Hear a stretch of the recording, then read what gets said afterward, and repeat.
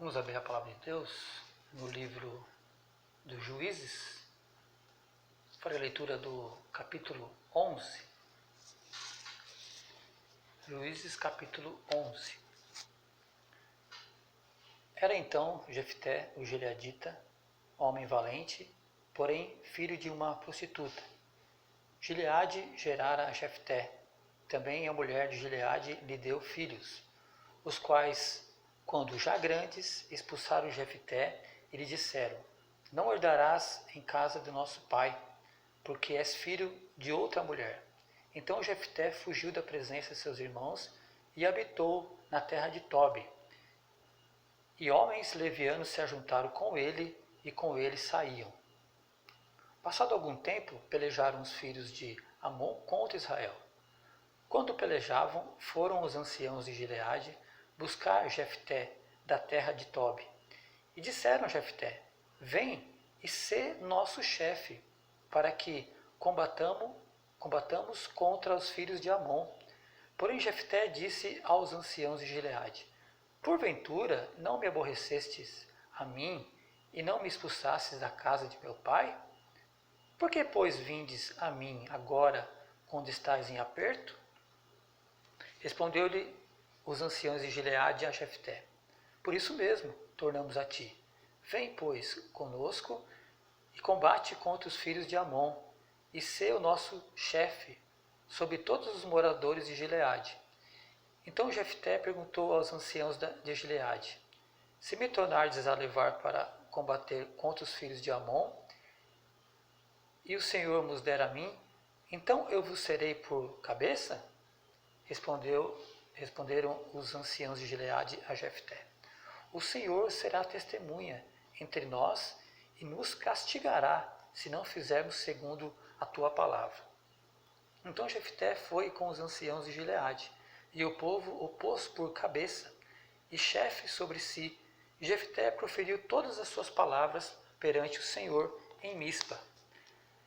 Enviou Jefté mensageiros ao rei dos filhos de Amon, dizendo: que há entre mim e ti, que viesses a mim a pelejar contra a minha terra? Respondeu o rei dos filhos de Amon aos mensageiros de Jefté: é porque, subindo Israel do Egito, me tomou a terra, desde Arnon até ao Jaboque, e ainda até ao Jordão. Restitui-me agora pacificamente. Porém Jefté tornou a enviar mensageiros ao rei dos filhos de Amon, dizendo: assim diz Jefté: Israel não tomou nem a terra dos Moabitas, nem a terra dos filhos de Amon, porque subindo Israel do Egito, andou pelo deserto, até o Mar Vermelho, e chegou a Cádiz. Então Israel enviou mensageiros ao rei dos Edomitas, dizendo: rogo-te que me deixes passar pela tua terra. Porém o rei dos Edomitas não lhe deu ouvidos. A mesma coisa mandou Israel pedir ao rei dos Moabitas, o qual também não lhe quis atender, e assim Israel ficou em Cádiz. Depois andou pelo deserto e rodeou a terra dos Edomitas e a terra dos Moabitas, e chegou ao oriente da terra destes, e se acampou além do Arnon. Por isso não entrou no território dos Moabitas, porque Arnon é o limite deles. Mas Israel enviou mensageiros a Seom, rei dos amorreus, rei de Esmom, e disse-lhes: deixa-nos, peço-te, passar pela tua terra até ao meu lugar. Porém Seom, não confiando em Israel, recusou deixá-lo passar pelo seu território. Pelo contrário, ajuntou todo o seu povo e acampou em Jaza e pelejou contra Israel. O Senhor Deus de Israel entregou Seom e todo o seu povo nas mãos de Israel, que os feriu, e Israel desapossou os amorreus das terras que habitavam.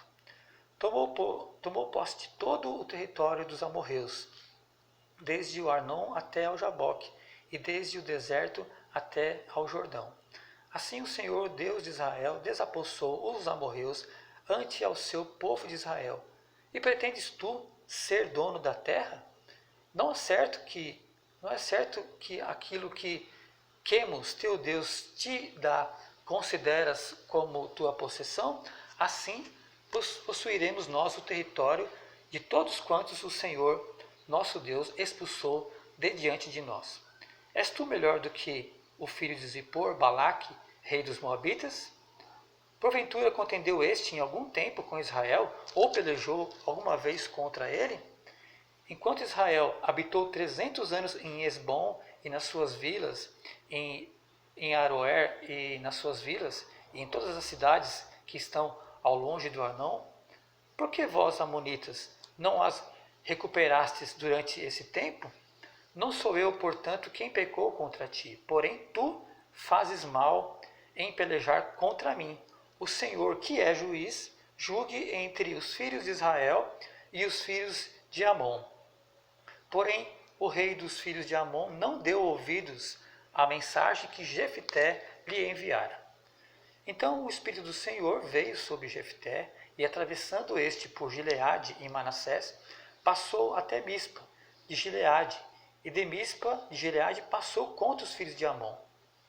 Fez Jefté um voto ao Senhor e disse: se com efeito me entregares os filhos de Amon nas minhas mãos, quem primeiro da porta da minha casa me fez sair ao encontro,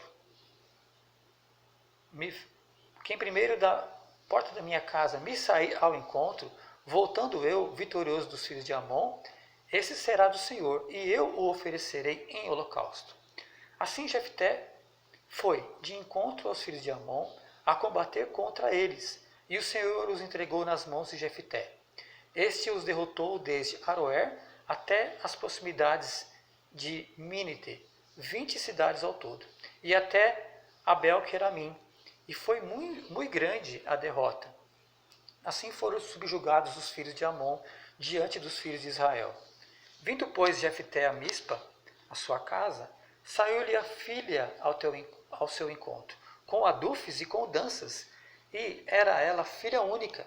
Não tinha ele outro filho, nem filha.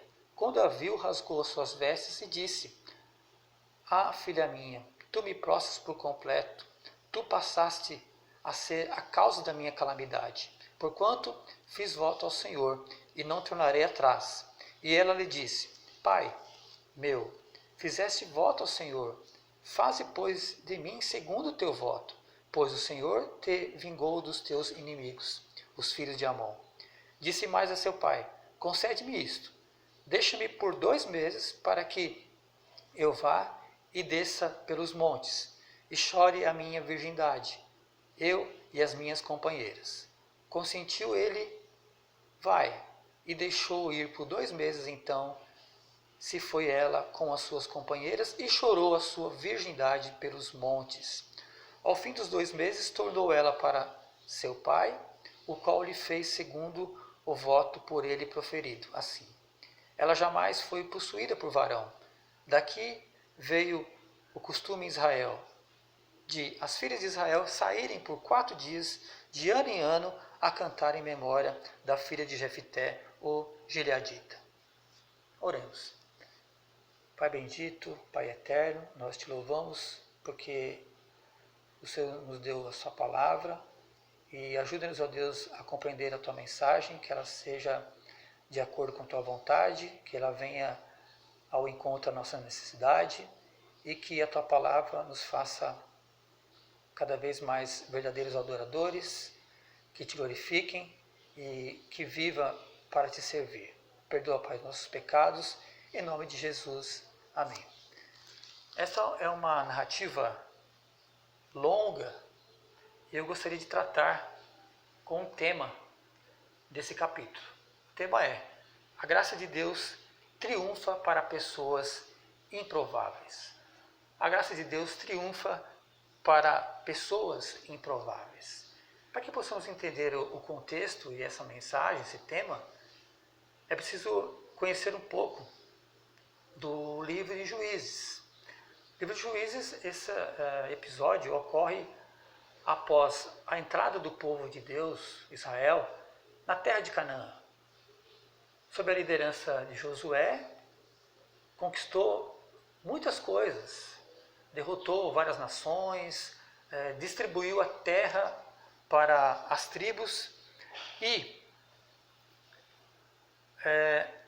logo no início do capítulo Primeiro, nós vamos perceber o seguinte, que o caráter moral dos israelitas, ou seja, do povo de Deus, descrito nesse livro, parece ter se deteriorado, ter se perdido o objetivo de adorar o Senhor. E no capítulo 2 do livro de Juízes, no verso 7, nos fala isso. Como era o contexto, como estava o povo de Deus. Diz assim: serviu o povo ao Senhor todos os dias de Josué e todos os dias dos anciãos que ainda sobreviveram por muito tempo depois de Josué, e que viram todas as grandes obras feitas pelo Senhor a Israel. E ainda o que acontece? No verso 10, no nosso capítulo 2, 10 a 11, mostra a consequência da morte de Josué e da morte dos anciãos que conheceram as obras do Senhor. Como ficou essa geração? Verso 10 a 11. E outra geração após eles se levantou, que não conhecia o Senhor, nem tampouco as obras que fizera a Israel. Então fizeram os filhos de Israel, que era mal perante o Senhor, pois serviram a Baalins.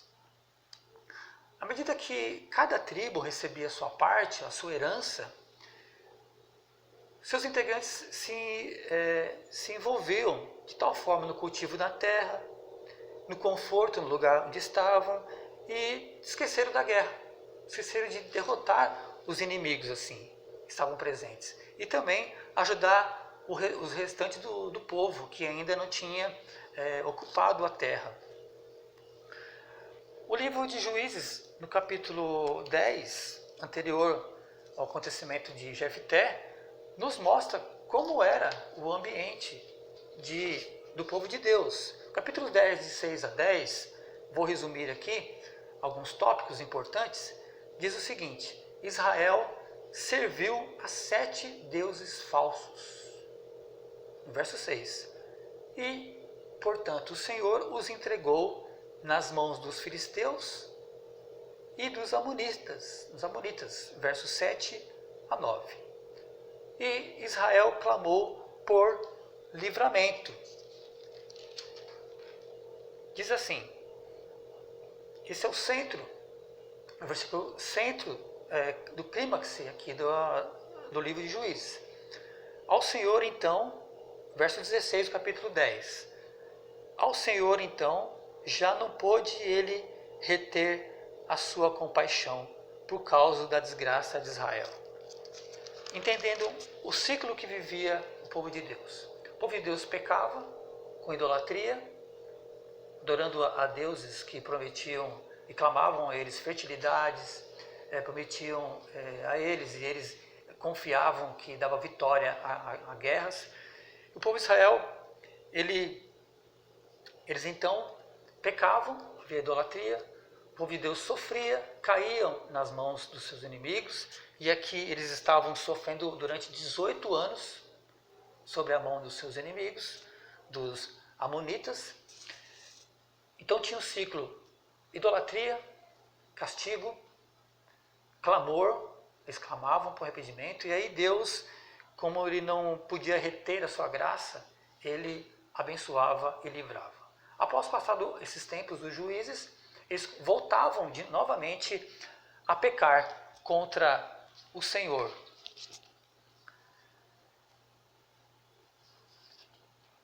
Então esse era o contexto. E no capítulo 2 nos dá uma informação muito interessante. Quando Deus suscitava ou levantava juízes para livrar Israel, era assim que acontecia. No capítulo 2, 18 a 19. Quando o Senhor lhe suscitava juízes, o Senhor era com o juiz e os livrava da mão dos seus inimigos, todos os dias daquele juiz, porquanto o Senhor se compadecia deles, antes os seus gemidos por causa dos que apertavam e oprimia.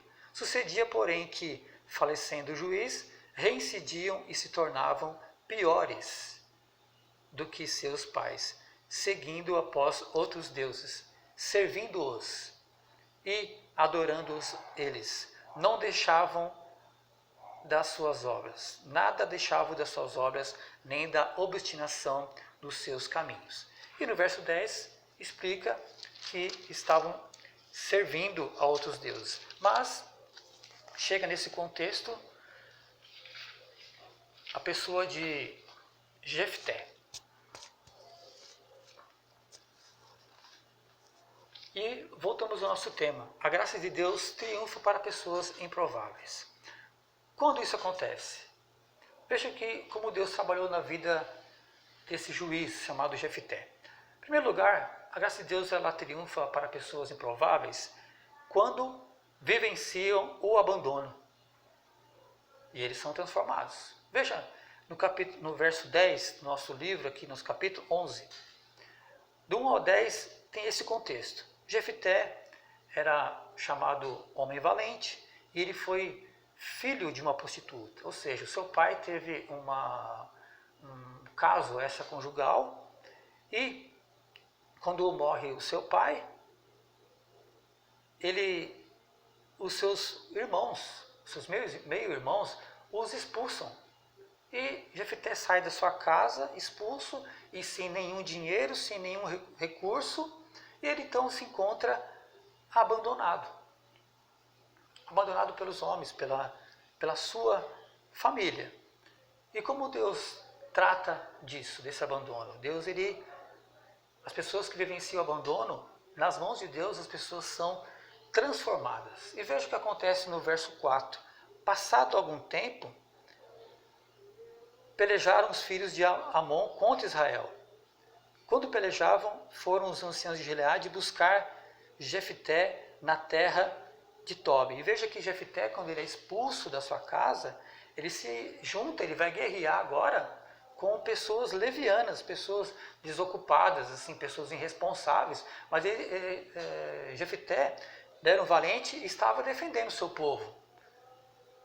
Veja que a proposta que é feita para Jefté, os homens falam: vem, Jefté, e seja o nosso chefe. Jefté, ele responde dessa maneira: porventura eu não fui expulso da casa dos meus pais, vocês mesmos também não me expulsaram da minha terra, agora vindes a mim com dificuldade, com aperto? Vocês sabem que com essa proposta eu vou ser chefe de vocês e cabeças? Vocês prometem isso? Eles falam, sim. Veja, como é que Deus transforma? Uma pessoa que foi abandonada, agora Deus não abandonou. Pelo contrário, Deus levanta essa pessoa para ser chefe, para livrar Israel dos seus inimigos. E dessa maneira, como Deus transforma as pessoas no decorrer da história? Deus transformou Abraão na idolatria na terra de Ur para servir ao único Deus. Deus transformou a vida de Jacó, um enganador, um mentiroso, alguém que foi adorador do Deus verdadeiro, um patriarca. E Deus transformou a vida de Saulo, que perseguia os cristãos, era um homem que arrastava os cristãos para ser preso, que tinha ódio dos cristãos. E Deus transforma e agora ele passa de ser o perseguidor a servir essa igreja. De fato, ele passa a ser perseguido e o apóstolo Paulo foi Saulo, né? Que Deus transformou em Paulo, transforma em maior missionário. E quantas pessoas, veja, onde você estaria, você que é crente, serve do Senhor, onde você estaria hoje se não fosse a mão poderosa do Senhor? O apóstolo Paulo nos dá uma informação muito preciosa em 1 Coríntios 1, capítulo 1, do verso 26 a 29, como é que Deus faz? O mundo, ele despreza e considera as pessoas fracas, loucas. E como Deus trabalha com aquele que Ele quer? 1 Coríntios 1, verso 26 a 29. Irmãos, reparai, pois, na vossa vocação, visto que não foram chamados muitos sábios segundo a carne, nem muitos poderosos, nem muitos de nobre nascimento. Pelo contrário, Deus escolheu as coisas loucas do mundo para envergonhar os sábios, e escolheu as coisas fracas do mundo para envergonhar as fortes. E Deus escolheu as coisas humildes do mundo, e as desprezadas, e aquelas que não são, para reduzir a nada as que são, a fim de que ninguém se vanglorie na presença de Deus. Portanto, não há espaço para aquele que crê no Senhor para o vitimismo, para falar dos fracassos, para falar dos abandonos. Vejam que se Deus escolheu, Deus te capacita, Deus te chama e Deus quer te usar. Mesmo que você seja desprezado pelo mundo todo, nas mãos de Deus você é uma pessoa que com Ele triunfará. Em Cristo nós somos mais que vencedores. Aprendamos então e apliquemos a nossa vida. Não se coloque na pessoa vítima, as circunstâncias, das pessoas, do passado, mas olhe para Jesus. Jesus, Ele pode te transformar, assim como transformou a Jefté e tantos servos do passado. A graça de Deus ela triunfa para pessoas improváveis. Em segundo lugar, a graça de Deus ela triunfa quando pessoas vivenciam a ignorância das Escrituras sagradas e os torna sábio. Triunfa diante de pessoas que vivem num contexto de ignorância das Escrituras sagradas e os torna sábio. Veja, no verso 9, que nós lemos no capítulo 11, ao 28, demonstra um conhecimento da Escritura Sagrada. Ele fala isso àqueles homens, àqueles anciãos, dizendo, é assim, vocês consultaram a Deus? Provavelmente consultaram a Deus com Urim e Tumim, que era um recurso na lei de Moisés, que escolhiam qual era a vontade de Deus. Então Jefté foi escolhido. Então veja, se eu sou escolhido, agora eu vou ser chefe, eu vou ser líder de vocês. Então ele conhecia a palavra de Deus. Ele sabia que Deus dava vitória. Ele sabia disso. Vejam no verso 9. Então Jefté perguntou aos anciãos de Gileade, se me tornares a levar para combater contra os filhos de Amon, e o Senhor vos der a mim. Ele sabia, Deus dá a vitória, ele tinha conhecimento.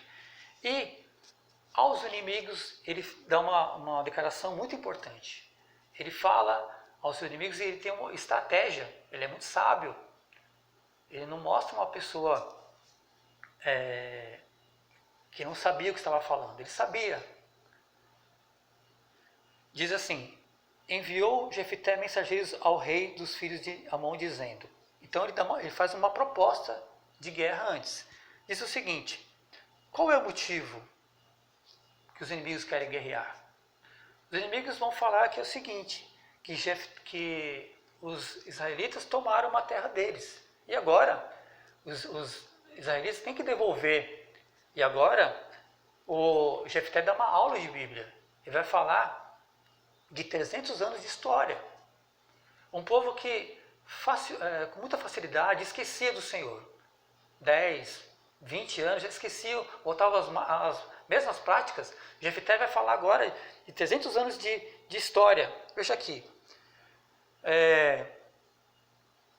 Israel havia dominado nos últimos 300 anos aquela terra. E ele argumenta o seguinte, no verso 23. Assim o Senhor Deus de Israel desapossou os amorreus ante o seu povo de Israel. Diz o seguinte, pretendes tu ser dono dessa terra? Não é certo que Quemos, teu Deus, te dá, consideras como sua possessão? Assim possuiremos nós o território de todos quantos o Senhor, nosso Deus, o expulsou diante de nós. Ou seja, o Senhor fez desapossar a terra daqueles inimigos, lá no passado, 300 anos. E diz o seguinte, agora vocês querem tomar a terra de volta? Não é assim. Vocês tiveram tempo para pensar nisso. Agora, o que é o problema? É comigo, então? Então veja, o Senhor, que é juiz, aqui no verso 27, julgue entre os filhos de Israel e os filhos de Amon. Então veja, isso é uma coisa o quê? O seu Deus prometeu isso para você, essa terra, então contenda com Ele, porque o nosso Deus, onde Ele falar que é para a gente habitar e lutar, nós vamos lutar. Foi assim no passado, será também agora no presente. Mas, diante dessa proposta, dessa estratégia, esse rei não aceitou a proposta, então ele começou a guerrear. Depois dessa aula de história, muitos servos do passado conheciam bem a palavra de Deus, podiam argumentar. Você vê isso nos escritos de apóstolo Paulo, apóstolo Pedro, em Estevão, quando defende a sua fé, tem um conhecimento, não tem ignorância, mas tem conhecimento da palavra de Deus. Nós podemos então defender a nossa fé, utilizando a palavra de Deus. Podemos mostrar que não somos pessoas ignorantes, mas que Deus nos fez sábio. Nós podemos contar a história dos poderosos feitos do Senhor. Veja que ele sabia decor a história, 300 anos de história, e pode dizer, não é assim não, meu rei. Não é assim, você chega e quer tomar nossa terra, Deus nos deu. Então, que o seu Deus faça tomar nas nossas mãos, mas o meu Deus nos deu essa terra e Deus é juiz. Veja que o juiz, no livro de Juízes, é o nosso Deus. Vejam que, em segundo lugar, vemos que ele não era ignorante, ele conhecia, ele não era precipitado com as palavras, ele conhecia a palavra de Deus e pôde argumentar com o inimigo. Você pode argumentar? Você conhece bem a palavra de Deus? Você maneja bem a palavra da verdade? E em terceiro lugar, a graça de Deus triunfa sobre pessoas improváveis quando vivenciam a incredulidade de sua geração. E eles se mostram fiéis. Se no contexto de Jefté as pessoas abandonaram o Senhor, ele não abandonou o Senhor, a fé, pelo menos ele não esmoreceu, não desanimou, mas mostrou àquela geração a que Deus servir. O Deus verdadeiro, o Deus da palavra. Diz o seguinte, no verso 29, então o Espírito do Senhor veio sobre Jefté.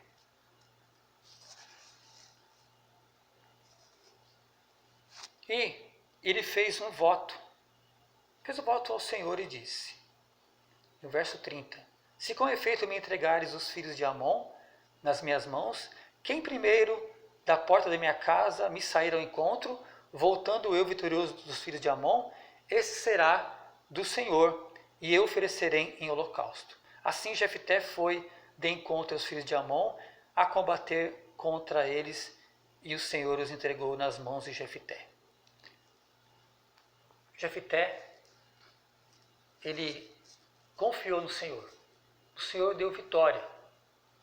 Diz a palavra de Deus que o Espírito do Senhor estava sobre ele. Ele, em gratidão, ele oferece uma oferta ao Senhor. Diz a palavra aqui que ele ofereceu sacrifício. Ele teve uma vida piedosa. Nós podemos aprender que quando as pessoas abandonam ao Senhor, ou desanimam, ou ficam fracas na fé, Jefté é um exemplo da palavra de Deus que nós não devemos esmorecer. E temos que apresentar a nossa vida também em sacrifício e tudo que tivermos em gratidão ao Senhor. E ele mostrou dessa maneira aqui. Ele fez um voto e ele cumpriu. O que ele fez? Ele consagrou, pelo texto aqui, consagrou a sua filha. Porque quando ele chega em casa, no verso 34, vindo pois Jefté a Mispa, sua casa, saiu-lhe a filha ao seu encontro, com adufes e com danças. E era ela a filha única. Não tinha ele outro filho, nem filha. No verso 35. Quando a viu, rasgou suas vestes e disse: Ah, filha minha, tu me prostras por completo, tu passaste a ser a causa da minha calamidade, porquanto fiz voto ao Senhor e não tornarei atrás. E, resumindo a história, a sua filha fez parte desse voto e Jefté consagrou-a ao Senhor e ela consagrou a sua vida não se casando. Essa foi a maneira. Ele consagrou a sua filha e ela jamais possuiu varão, ela jamais se casou. Mas a calamidade de Jefté foi que ele não teve descendência. Sua filha ficou alegre, mas ele ficou triste. E diante desse voto, cabe então algumas considerações. E como é um assunto até muitas vezes polêmico, sempre que li a passagem em questão, me sentia desconfortável com a ideia de que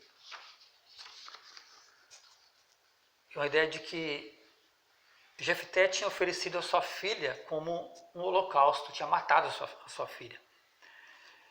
E pensava também, Deus jamais aceitaria um voto nesses termos, oferecer a sua filha, um homem oferecer sua filha em holocausto. Mas, lendo a palavra de Deus, eu quero trazer a vocês também o argumento que Jefté não ofereceu sua filha em holocausto, mas ofereceu a sua filha em adoração, em consagração, melhor dizendo, ofereceu sua filha em consagração. Examinando essa narrativa de perto, pode ser percebida 8 questões. Isso eu tomo emprestado esse texto ao autor Joel Bicker. Diz o seguinte, que essas 8 questões tomadas em conjunto conduzem-nos para longe daquela suposição de que Jefté sacrificou a filha. Então veja, em primeiro lugar, Jefté não era um homem precipitado. Jefté tinha provado aos anciões e ao rei dos Amonitas que era um homem cauteloso, que conhecia a palavra.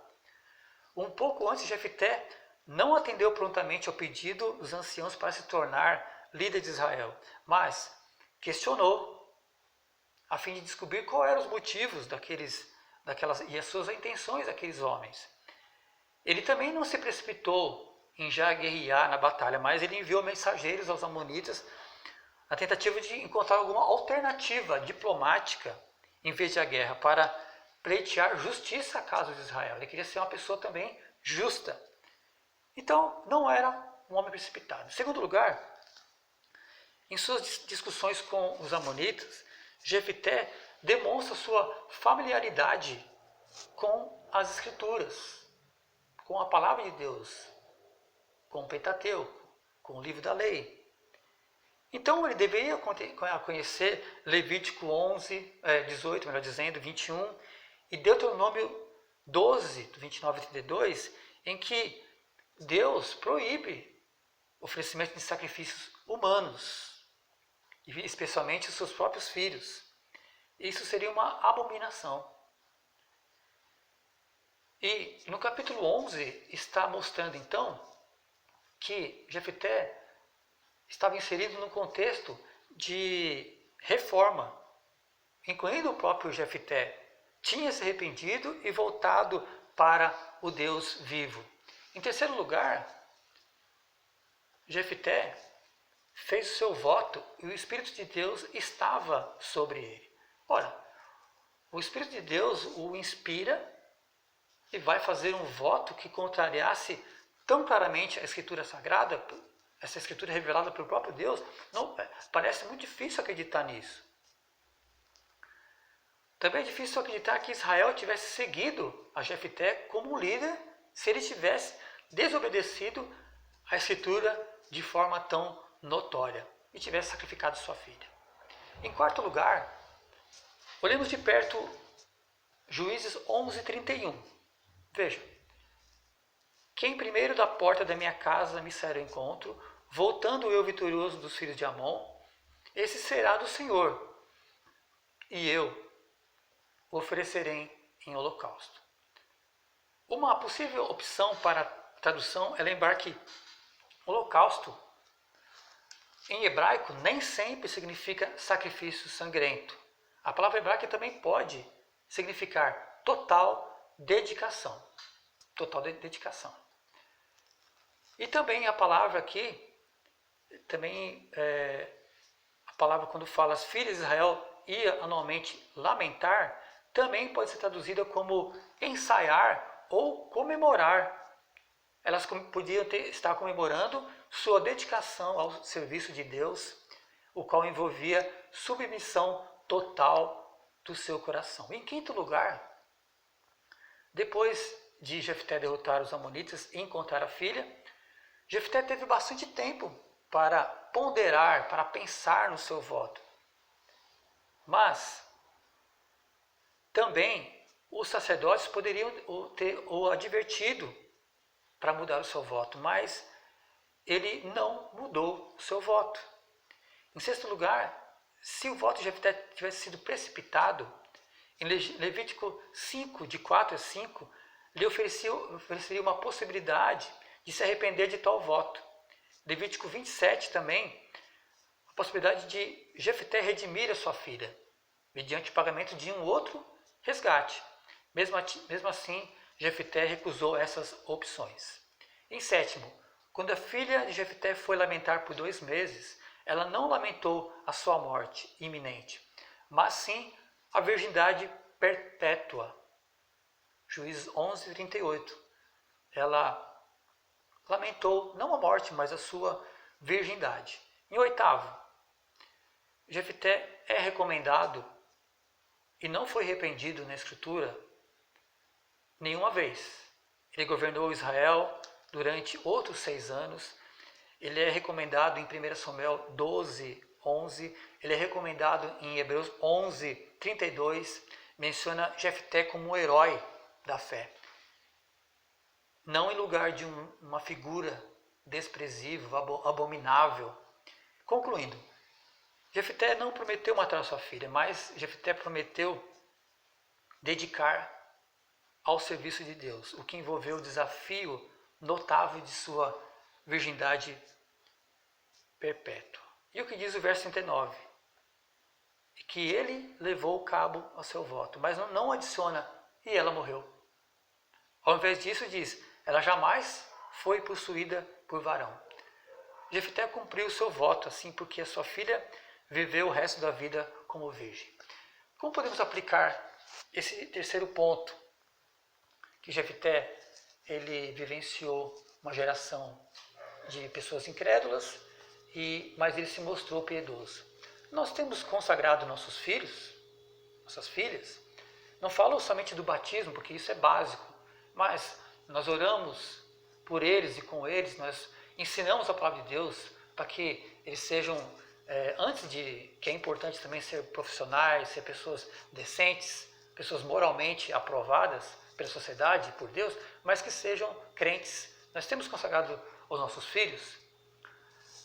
Veja que, diante dessa mensagem, podemos concluir que o Senhor transforma a quem Ele quer, atraindo para si, capacitando para fazer a sua vontade, para que Ele seja em tudo reconhecido, como aquele que nos dá a vitória em situações que nos parecem impossíveis. Que Deus aplique em nosso coração a sua palavra, que sejamos